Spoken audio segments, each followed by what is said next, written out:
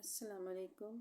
آج ہم 4 کلاس کی اردو کی کتاب نرگس کا سبق نمبر 22 پڑھیں گے،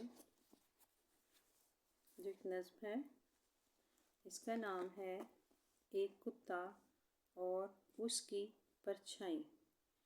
اس کے کچھ خاص الفاظ ہیں: پرچھائی، بے قرار، واں، ناداں، ہوس،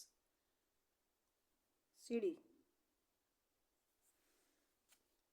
پرچھائی سائے کو کہتے ہیں۔ یہ آپ کو اس پینسل کا سایہ نظر آ رہا ہے، سائے کو پرچھائی کہتے ہیں۔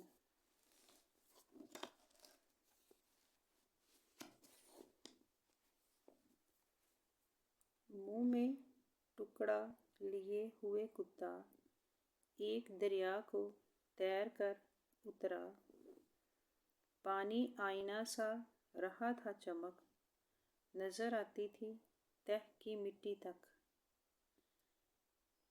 یہ نظم ایک ایسے کتے کے بارے میں ہے جو منہ میں کسی کھانے والی چیز کا ٹکڑا لے کے پانی میں سے تیر کر گزر رہا ہے۔ اس دریا کا پانی بہت صاف تھا۔ اپنی پرچھائی پر کیا جو غور، اس کو سمجھا کہ ہے یہ کتا اور۔ منہ میں ٹکڑا دبا رہا ہے یہ، گہرے پانی میں جا رہا ہے یہ۔ اس کتے کو یہ محسوس ہوا کہ یہ جو میرا سایہ پانی میں نظر آ رہا ہے، اسے لگا کہ یہ کوئی اور کتا ہے جو کھانے کی کوئی چیز اس کا ٹکڑا لے کے تو پانی میں جا رہا ہے۔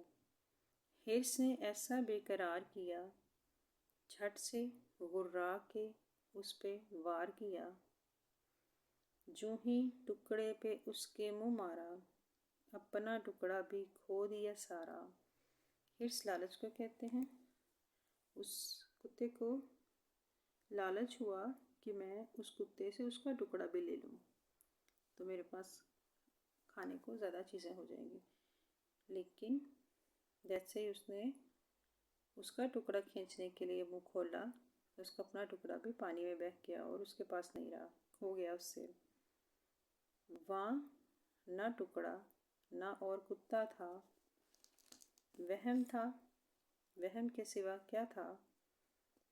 یوں ہی جتنے ہیں لالچی ناداں، کر کے لالچ اٹھاتے ہیں نقصان۔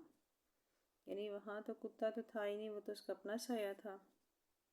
نہ کتا رہا نہ ٹکڑا، اور اس کا صرف خیال تھا۔ اس طرح جو لوگ لالچ کرتے ہیں تو بھی نقصان اٹھاتے ہیں۔ باندھتے ہیں کہاں کہاں کے خیال، اور کھو بیٹھتے ہیں اپنا مال۔ تم ہوس میں سیڑھی نہ بن جاؤ، جو ملے اس کو کام میں لاؤ۔ یعنی آپ جو لالچ کرتا ہے پتہ نہیں کیا کچھ سوچتا ہے، لیکن ایسے حقیقت میں ہوتا نہیں ہے، تو وہ اپنا بھی مال کھو کے نقصان کر لیتے ہیں۔ آپ کو کبھی بھی لالچ میں اپنا کام خراب نہیں کرنا چاہیے، جو آپ کے پاس ہے اس سے صبر شکر سے گزارا کرنا چاہیے۔